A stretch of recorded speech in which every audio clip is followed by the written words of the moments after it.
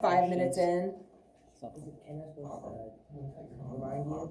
No, I've been doing good, thank you. I've been doing good remembering, and it got away from me today. Okay, so we're just gonna do one more of these together. This is probably the most difficult one. And so the ones that you'll do on your own or for your test aren't gonna be quite this elaborate. And again, it's not super complicated, but a little bit more than we've seen. All right, so again, anything to this side, we're calling the reactant side, right? Anything to the right of our arrow, we're calling that the product side. I've said this a bunch.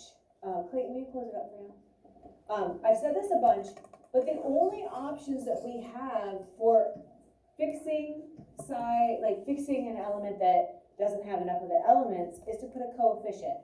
I've still seen some people trying to put subscripts today, and I've still seen putting them behind little and putting them behind big. I've seen a few people put them up top.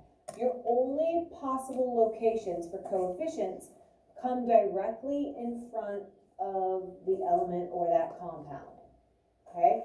Not above, not behind, not under it, has to be right out in front. Think about math. If you have an equation, you know if it's in parentheses and there's a number out front, that number belongs basically to every term in that compound. The coefficient goes out front in math, and it goes out front in our balancing chemical equations here in science too. All right, the next thing you do, we make our little chart, right? Our reactants and our products. So looking at number 13, Gary, what are the two elements that you see? Aluminum and oxygen. Good, so I have Al and I have O. I have Al and I have O. Because I have aluminum and oxygen on the reactant side, and I also have those two on the product side. Okay, so Lila, how many aluminums on the reactant side? Maddie, how many oxygens on the reactant? 2. Mason, how many aluminums on the product now? 2. And how many oxygens, Allie? 3.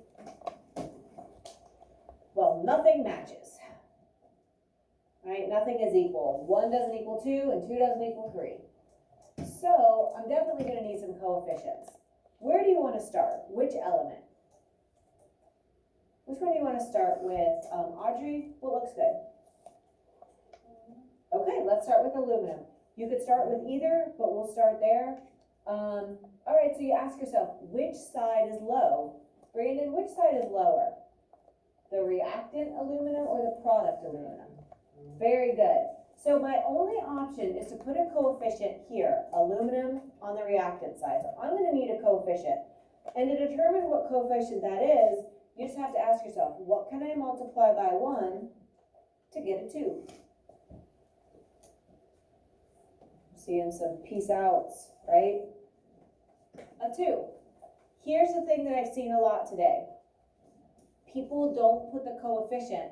They just go right over and they update that chart, which is great, but you also have to remember to put the coefficient.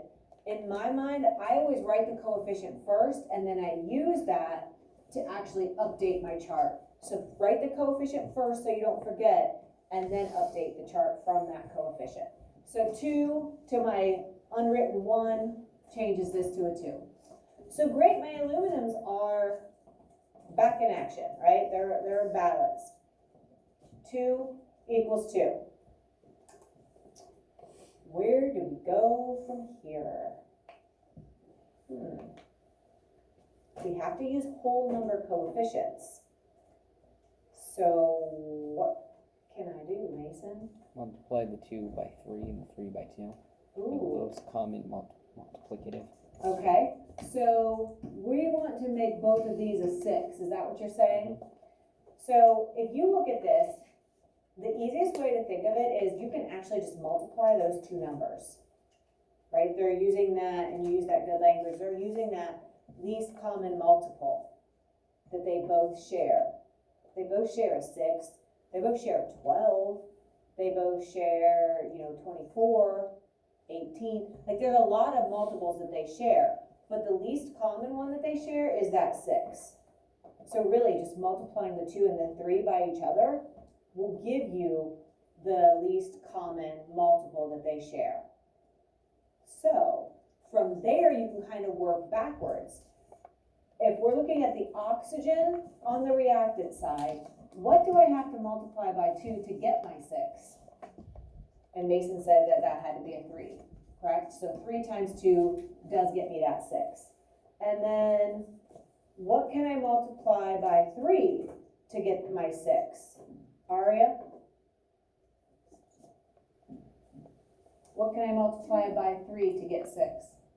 A 2. So on my oxygen, the product side, now I need to put it. Remember, this is like parentheses. I mean, technically, they all are. I think really the only time that's kind of really helpful or necessary is when you have multiple elements. And so now I need to just make sure I have everything updated.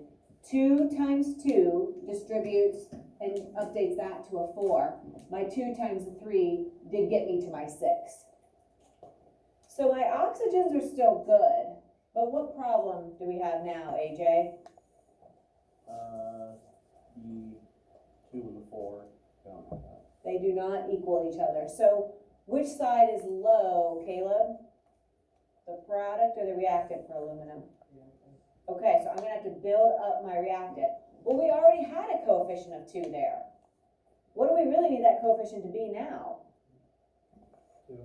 Right, we need to either multiply that by 2, or we are allowed, finally something that we're allowed to do that makes it easier, we are allowed to actually go in and just change that coefficient to 4. And 4 times my original 1 does make this a 4. Or like Gary was saying, 2 times the coefficient of 2 would change it to 4, and so we have to make that a 4. This is a little bit more complicated than the ones that you'll do. It's still very doable, but this is definitely at the extreme end of our difficulty. Okay, so just double check. 4 and 4 are good, 6 and 6 are good. This is now balanced. It does satisfy the law of conservation of matter.